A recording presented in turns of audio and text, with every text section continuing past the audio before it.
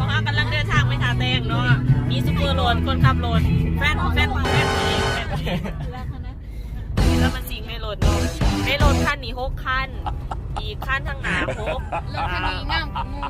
อีกคันหนึ่ง6รวมทั้งเบิร์ดเป็น18รถคันนี้นะแต่ดีกว่ามูเนาะโดยเฉพาะผู้ว่าก็คนขับคนกำลังจะมาที่ไหนทางนั้นก็ปล่อยยังไงเนาะบอกก็บ่ให้ปากฮอนแล้วเนาะตอนนี้ฟาร์มท่าแป้งฟาร์มรีสอร์ทแกอ่านคอยทำได้เนาะยังไงช่วยไหมเป็นผู้เสียพาเก็บปีกอะอนาคตแฟงเนี่ยตอนนี้ก็มาถึงอันนั้นฟาร์มตาแดงแล้วเนาะก็สิเป็นแบบนี้เนาะบรรยากาศเนาะแก๊งไปบรรยากาศเป็นแบบนี้เนาะ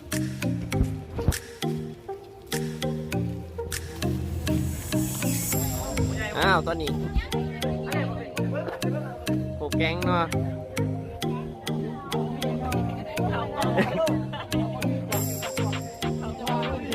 นี่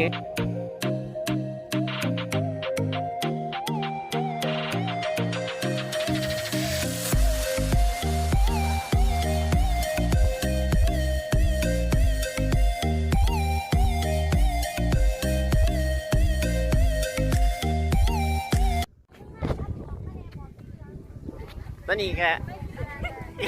เกี่ยวใส่หูพี่น้องโมเห็นมูเลยเนี่ยเป็นคนสูงเนี่ย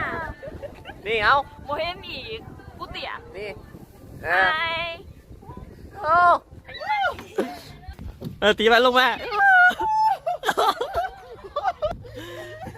มา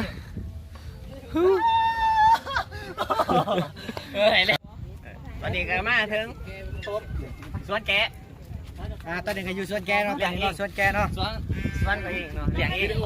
องกับมือเนาะ30 ปีเลยสายไอ้ฟัสก่อนไป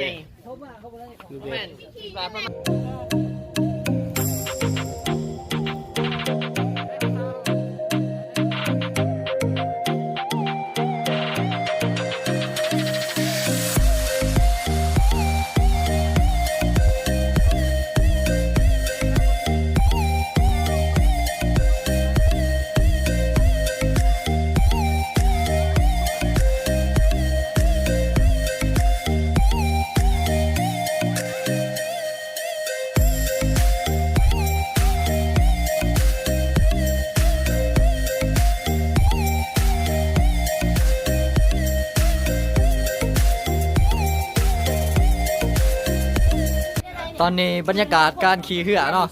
กำลังใส่เสื้อสูทสีบเขา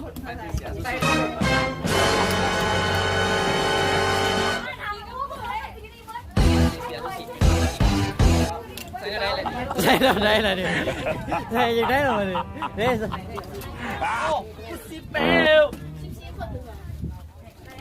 7 ลำนี่มันมีแต่4 ลำเพื่อมีทหารลำเฮ้ยกูชิลงไงเพราะมันสิบหักของเอาวอกันกระทบเลยยันนอกนับบ่ตามมาเลยลูกไปยิงเนาะเวทีพวกเราโคตรเลยเอาโทรศัพท์ใส่ไป I'm coming home, Savannah.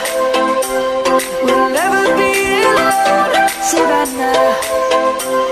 The beauty of the world, Savannah. Let's all take a walk, Savannah.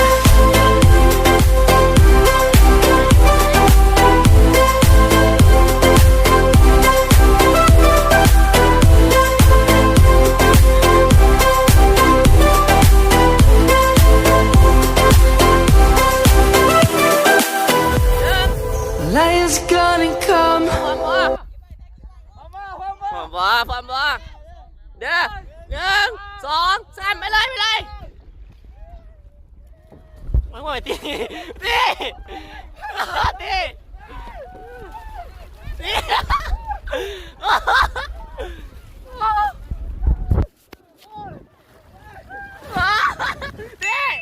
กูเปียกแล้ว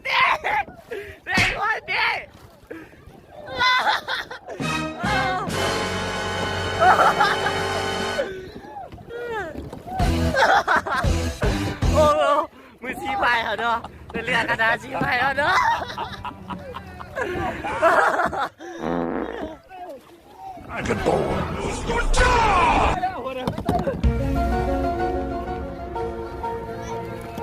ตอนนี้ก็แซ่หน้าขาดเนาะตอนนี้หน้าขาดเนาะก็เลยสิไปพังเนาะหน้าขาดเลยตอนนี้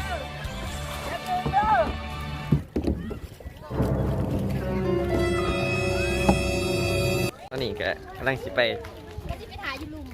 ขี่สลิงเนาะบอดี้ขี่ดอกเบิ่งเขาส้มน้ำก็จะไปขี่สลิงเนาะไปคล้องบอกกะอย่านี่เส้นทางไปขี่ตอนนี้ก็ขึ้นมาเกี่ยมปอดพี่แจ๊ลงเลยเนาะ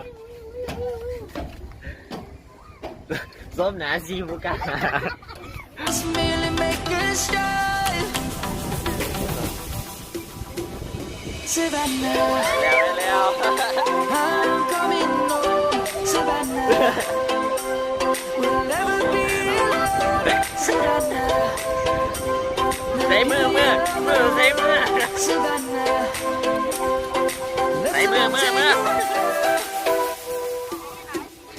Savannah. ใส่ของก็